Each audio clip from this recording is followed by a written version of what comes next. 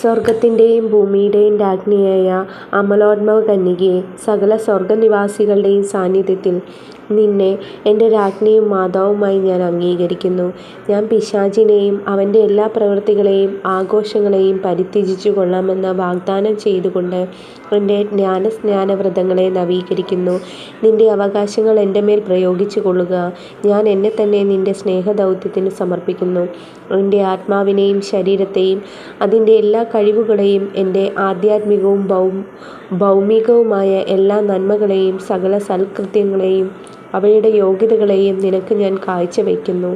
കാലത്തിലും നിത്യത്വത്തിലും ദൈവത്തിൻ്റെ ഉപരിമഹത്വത്തിനായി അങ്ങ് അവയെ വിനിയോഗിച്ചു കൊള്ളണമേ.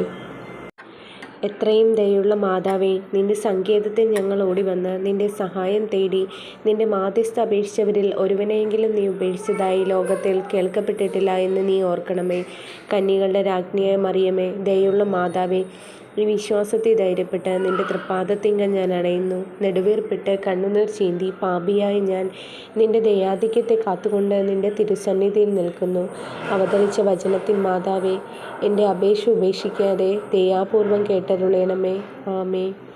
ജന്മപാപമില്ലാതെ ഉത്ഭവിച്ച ശുദ്ധമറിയമേ, പാപികളുടെ സങ്കേതമേ, ഇതാ നിന്റെ സങ്കേതത്തിൽ ഞങ്ങൾ തേടി വന്നിരിക്കുന്നു. ഞങ്ങളുടെ മേൽ അലിവായിരുന്ന് ഞങ്ങൾക്ക് വേണ്ടി നിന്റെ തിരുക്കുമാരനോട് പ്രാർത്ഥിച്ചു കൊള്ളണമേ. സ്വർഗസ്ഥനായ ഞങ്ങളുടെ പിതാവേ, അങ്ങയുടെ നാമം പൂജിതമാകണമേ. അങ്ങയുടെ രാജ്യം വരണമേ. അങ്ങയുടെ തിരുമനസ്സ് സ്വർഗത്തിലെ പോലെ ഭൂമിയിലുമാകണമേ. അന്നു വേണ്ടുന്ന ആഹാരം ഇന്ന് ഞങ്ങൾക്ക് തരണമേ. ഞങ്ങളോട് തെറ്റ് ചെയ്യുന്നവരോട് ഞങ്ങൾ ക്ഷമിക്കുന്നത് പോലെ ഞങ്ങളുടെ തെറ്റുകൾ ഞങ്ങളോട് ക്ഷമിക്കണമേ. ഞങ്ങളെ പ്രലോഭനത്തിൽ ഉൾപ്പെടുത്തരുതേ, തിന്മയിൽ നിന്ന് ഞങ്ങളെ രക്ഷിക്കണമേ. ആമേൻ. നന്മ നിറഞ്ഞ മറിയമേ, സ്വസ്തി, കർത്താവ് അങ്ങയുടെ കൂടെ. സ്ത്രീകളിൽ അങ്ങ് അനുഗ്രഹിക്കപ്പെട്ടവളാകുന്നു. അങ്ങയുടെ ഉദരത്തിൻ ഫലമായി ഈശോ അനുഗ്രഹിക്കപ്പെട്ടവനാകുന്നു. പരിശുദ്ധ മറിയമേ, തമ്പുരാൻ്റെ അമ്മേ, പാപികളായ ഞങ്ങൾക്ക് വേണ്ടി ഇപ്പോഴും ഞങ്ങളുടെ മരണസമയത്തും തമ്പുരാനോട് അപേക്ഷിച്ചു കൊള്ളണമേ. ആമേൻ. സ്വർഗത്തിൻ്റെ രാജ്ഞിയായ മറിയമേ, ഞങ്ങളെ സ്വർഗഭാഗ്യത്തിന് അർഹരാക്കി തീർക്കണമേ.